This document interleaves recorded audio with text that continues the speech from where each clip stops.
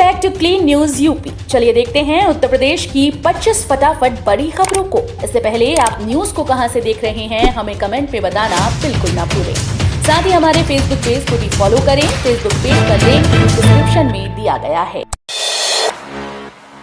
चुनाव की कमाई से 2500 नई बसेस खरीदेगा यूपी रोडवेज। सरकार से की मांग, एडवांस में दे दें किराया। रोडवेज इस बार विधानसभा चुनाव की कमाई से 2500 नई बसें खरीदेगा। ये बसें साधारण मॉडल की होंगी, जिसमें आने वाले दिनों में यात्रियों का सफर राहत भरा होगा। बदले में इतनी ही खटारा बसें रूट से हटाकर नीलाम की जाएंगी। नई बसेस की चेचिस खरीदने में करीब 300 करोड़ और बॉडी बनवाने में 200 करोड़ रुपए खर्च होंगे। इस रकम के लिए पैसों की व्यवस्था के लिए परिवहन निगम प्रशासन जुट गया है। यूपी के आईपीएस अफसरों का कैडर रिव्यू, बढ़ाए गए 24 पद। अयोध्या में तैनात होंगे डीआईजी पीएससी। उत्तर प्रदेश में भारतीय पुलिस सेवा संवर्ग के 24 और पद बढ़ गए हैं। केंद्र सरकार ने यूपी के लिए आईपीएस अधिकारियों के कैडर रिव्यू कर दिए। प्रदेश में आईपीएस के पदों की संख्या 517 से बढ़ाकर 541 हो गई। प्रदेश में आईपीएस अधिकारियों की संख्या बढ़ने से कानून व्यवस्था दुरुस्त करने में सरकार को अधिकारियों से बेहतर मदद मिलेगी। दरअसल काफी समय से आईपीएस कैडर रिव्यू की मांग हो रही थी। वर्कशॉप स्टाफ के पदों पर निकली वैकेंसी, ऐसे करना है आवेदन। उत्तर प्रदेश पुलिस भर्ती और प्रोन्नति बोर्ड यूपीपी बीपीपी ने वर्कशॉप स्टाफ पदों के लिए आवेदन करने के लिए उम्मीदवारों से आवेदन आमंत्रित किए। 20 जनवरी से शुरू होने वाली पंजीकरण प्रक्रिया को स्थगित कर दिया गया, जो 27 जनवरी 2022 से शुरू हो गई। उम्मीदवार यूपीपी बीपीपी की आधिकारिक साइट के माध्यम से ऑनलाइन आवेदन कर सकते हैं। ये भर्ती के माध्यम से वर्कशॉप स्टाफ के 120 पदों को भरा जाएगा। यूपी सरकार का आदेश, 6 फरवरी तक बंद रहेंगे स्कूल कॉलेज, ऑनलाइन चलेंगी कक्षाएं। यूपी में कोरोना संक्रमण को देखते हुए प्रदेश सरकार ने 6 फरवरी तक सभी स्कूल कॉलेज बंद रखने का आदेश दिया। पहले ये आदेश 30 जनवरी के लिए जारी किए गए थे, अब इन्हें बढ़ाकर 6 फरवरी तक कर दिया गया है। आदेश के अनुसार इस बीच कक्षाएं ऑनलाइन संचालित की जाएंगी। स्कूल कब खुलेंगे, इस पर फैसला 6 फरवरी के बाद ही लिया जा सकता है। जाने कांस्टेबल के 26,000 वैकेंसी से जुड़ा अभी तक का अपडेट। यूपी पुलिस में नौकरी की तलाश कर रहे लाखों युवा कांस्टेबल के 26,000 भर्ती के नोटिफिकेशन के निकलने का बेसब्री से इंतजार कर रही हैं। हालांकि 10 फरवरी से पहले यूपी पुलिस कांस्टेबल भर्ती व फायरमैन भर्ती का नोटिफिकेशन जारी होना मुश्किल है। परीक्षा एजेंसी कंपनीज के लिए टेंडर भरने की अंतिम तिथि 10 फरवरी 2022 तय की गई। उत्तर प्रदेश पुलिस भर्ती और प्रोन्नति बोर्ड इसके बाद ही आवेदन की प्रक्रिया शुरू कर सकेगा। भर्ती के लिए होने वाली परीक्षा में करीब 20 लाख उम्मीदवारों के बैठने की उम्मीद है। पहले कब्रिस्तान पर खर्च होता था पैसा, अब मेरठ में सपा पर जमकर बरसे योगी। पश्चिमी उत्तर प्रदेश के सियासी रण में शुक्रवार को भाजपा और गठबंधन के बीच जमकर सियासी प्रहार हुए। मुख्यमंत्री योगी आदित्यनाथ ने कहा कि प्रदेश के विकास के लिए भाजपा को वोट दें, फिर से भाजपा की सरकार बनाएं। उन्होंने लोगों से कहा कि 5 साल का काम आप देख चुके हैं। वहीं हस्तिनापुर में मुख्यमंत्री ने कहा कि जिनके समय बिजली नहीं आती थी, वे फ्री बिजली की बात कर रहे हैं। उन्होंने कहा कि चोरों को चांदनी रात अच्छी नहीं लगती।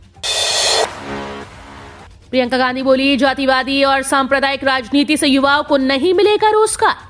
युवा घोषणा पत्र पर उत्तर प्रदेश के युवाओं के साथ चर्चा करते हुए कांग्रेस महासचिव प्रियंका गांधी ने कहा कि यूपी में उनकी पार्टी की सरकार आई तो तुरंत खाली पदों को भरा जाएगा। प्रियंका ने कहा कि जातिवादी और सांप्रदायिक राजनीति से जनता को कोई फायदा नहीं होगा, इससे युवाओं को रोजगार नहीं मिलेगा। प्रियंका गांधी ने कहा, छत्तीसगढ़ में हमारी सरकार आई तो शपथ ग्रहण के 2 घंटे के अंदर किसानों का कर्ज माफ किया गया। इसी तरह यूपी में हमारी सरकार आएगी तो कर्ज माफी और खाली पद भरने के निर्णय तुरंत लिए जाएंगे।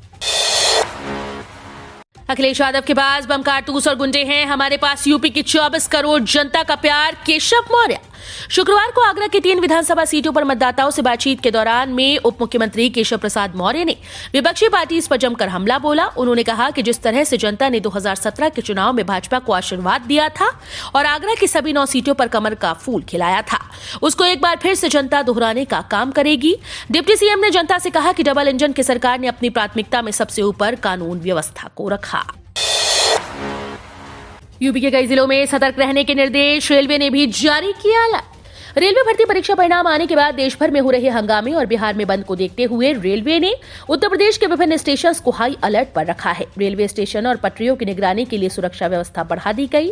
इसके साथ ही पुलिस महानिदेशक ने वाराणसी, प्रयागराज और गोरखपुर में विशेष रूप से सतर्कता बढ़ाने के निर्देश दिए। गोरखपुर में जंक्शन, डोमिनगढ़, कुसमटी, कैंट, नखा स्टेशन पर आरपीएफ की विशेष टीम्स लगाई गई हैं। सीएम योगी ने कोरोना वैक्सीनेशन को लेकर अधिकारियों को दिए निर्देश। मुख्यमंत्री योगी आदित्यनाथ ने कहा कि प्रदेशवासियों को कोविड टीकाकरण उपलब्ध कराने का हमारा महत्वपूर्ण अभियान सफलतापूर्वक चल रहा है। विधानसभा चुनाव पहले चरण के मतदान से पूर्व 100% लोगों को टीके की पहली डोज और 75% पात्र नागरिकों को दूसरी डोज लगाने का हमारा लक्ष्य है। प्रत्येक दशा में एक भी नागरिक टीका कवर से वंचित न रहे। मुख्यमंत्री ने शुक्रवार को टीम 9 की बैठक में कहा, 31 जनवरी तक के लक्ष्य के अनुसार पात्र 80% लोगों को प्रिकॉशन डोज भी मिल चुकी है। ओवैसी की पार्टी एआईएमआईएम ने 12 और प्रत्याशियों की घोषणा की 7वीं लिस्ट जारी। यूपी विधानसभा चुनाव के लिए तीसरे चरण का नामांकन शुरू होने वाला है। भाजपा, सपा, बसपा और कांग्रेस के साथ ही छोटे दल भी लगातार प्रत्याशियों की घोषणा कर रहे हैं। शुक्रवार को असदुद्दीन ओवैसी की पार्टी ऑल इंडिया मजलिस इत्तेहादुल मुस्लिमीन ने प्रत्याशियों की 7वीं लिस्ट जारी कर दी। इस लिस्ट में 12 लोगों के नाम हैं। उसका शुक्रिया जिसकी वजह से मैं यहां पहुंच पाया। अखिलेश बोले 15 दिन के अंदर होगा गन्ने का भुगतान। मुजफ्फरनगर जाने की इजाजत नहीं मिलने पर अखिलेश यादव ने साझा प्रेस कॉन्फ्रेंस के दौरान भाजपा पर जमकर हमला बोला। आरएलडी और सपा की साझा प्रेस कॉन्फ्रेंस के दौरान अखिलेश यादव ने कहा, भाजपा पुराने मुद्दे और सवाल उठा रही है। फ्री राशन के सवाल पर अखिलेश यादव ने योगी सरकार को घेरा। उन्होंने कहा, भाजपा जनता को जानबूझकर गरीब बना रही है। मुजफ्फरनगर न जा पाने को लेकर सपा अध्यक्ष बोले, उसका शुक्रिया जिसकी वजह से मैं यहां पहुंच पाया। ईवीएम नहीं, जयंत और अखिलेश को यूपी चुनाव में पोस्टल बैलेट में गड़बड़ी का डर। समाजवादी पार्टी के अध्यक्ष अखिलेश यादव और राष्ट्रीय लोकदल के प्रमुख जयंत चौधरी ने शुक्रवार को मुजफ्फरनगर में एक साथ प्रेस कॉन्फ्रेंस करके बताया कि गठबंधन की सरकार बनी तो वो किसानों के लिए क्या काम करेंगे। इस दौरान दोनों नेताओं ने चुनाव में गड़बड़ी की आशंका भी जाहिर की। अखिलेश यादव ने कहा कि वो चुनाव आयोग को लिखित में शिकायत भी करेंगे। गौरतलब है कि 2014 के बाद कई चुनाव में गैर भाजपाई दलों ने इलेक्ट्रॉनिक वोटिंग मशीन में गड़बड़ी का आरोप लगाया है। कैराना के बाद आज मुजफ्फरनगर और देवबंद में डोर टू डोर कैंपेन करेंगे अमित शाह। यूपी विधानसभा चुनाव में भाजपा ने वेस्ट यूपी में पूरी ताकत झोंक दी। केंद्रीय गृह मंत्री अमित शाह कैराना के बाद आज शनिवार को मुजफ्फरनगर और देवबंद जाएंगे। शाह सहारनपुर महानगर में भी डोर टू डोर कैंपेन करेंगे। प्रभावी वोटर्स के साथ भी संवाद कर भाजपा के लिए वोट मांगेंगे। इस दौरान अमित शाह पदाधिकारियों के साथ बैठक कर वेस्ट यूपी की सियासी नब्ज भी टटोलेंगे। अगले 2 दिन सर्दी ढाएगी सुताम। इन राज्यों में बारिश भी बढ़ाएगी मुश्किल। आईएमडी का अलर्ट। उत्तर पश्चिम मध्य भारत, पूर्वी भारत और मध्य प्रदेश के कुछ हिस्सों में अगले 2-3 दिनों के दौरान शीतलहर की स्थिति बनी रहेगी। भारत मौसम विज्ञान विभाग ने अनुमान जताया कि इस दौरान भारत के कई राज्यों में बारिश भी होगी। मौसम विभाग के मुताबिक ताजा पश्चिमी विक्षोभ के कारण आज 29 से 31 जनवरी तक जम्मू कश्मीर, लद्दाख, गिलगित बाल्टिस्तान, मुजफ्फराबाद में हल्की बारिश और बर्फबारी की संभावना है। एक अन्य पश्चिमी विक्षोभ के प्रभाव से पश्चिमी हिमालयी क्षेत्र में भारी बारिश और बर्फबारी हो सकती है। बीजेपी की 7वीं लिस्ट जारी। 91 प्रत्याशियों के नामों की घोषणा, सभी मंत्रियों को टिकट। उत्तर प्रदेश विधानसभा चुनाव के लिए बीजेपी की 7वीं लिस्ट जारी हो गई। इसमें 91 प्रत्याशियों के नामों की घोषणा की गई। खास बात यह है कि योगी सरकार के लगभग सभी मंत्रियों को टिकट मिला। इसमें नंदी, सिद्धार्थनाथ सिंह, सूर्य प्रताप शाही, सतीश द्विवेदी, उपेंद्र जयप्रताप सिंह सहित और भी नाम शामिल हैं। वहीं सीएम के मीडिया सलाहकार शलभ मणि को देवरिया से टिकट मिला है। पिछले दिनों भाजपा में शामिल हुए समाजवादी पार्टी के विधायक सुभाष राय को अंबेडकर नगर जिले की जलालपुर सीट से टिकट दिया गया। इंतजार के बाद अखिलेश के हेलीकॉप्टर को मिली दिल्ली से उड़ान की इजाजत। बीजेपी की साजिश बता लगाया था रोकने का आरोप। समाजवादी पार्टी के अध्यक्ष अखिलेश यादव ने शुक्रवार को सोशल मीडिया के जरिए आरोप लगाया कि दिल्ली में उनके हेलीकॉप्टर को रोक लिया गया और मुजफ्फरनगर के लिए उड़ान भरने की इजाजत नहीं दी जा रही। हालांकि आधे घंटे बाद उन्होंने एक अन्य ट्वीट के जरिए बताया कि उन्हें उड़ान की इजाजत मिल गई है। अखिलेश यादव ने ट्वीट किया, मेरे हेलीकॉप्टर को अभी भी बिना किसी कारण बताए दिल्ली में रोक कर रखा गया है और मुजफ्फरनगर नहीं जाने दिया जा रहा। चुनाव से पहले सरसों तेल की कीमत हुई धड़ाम। अब मात्र इतने में मिल रहा 1 लीटर।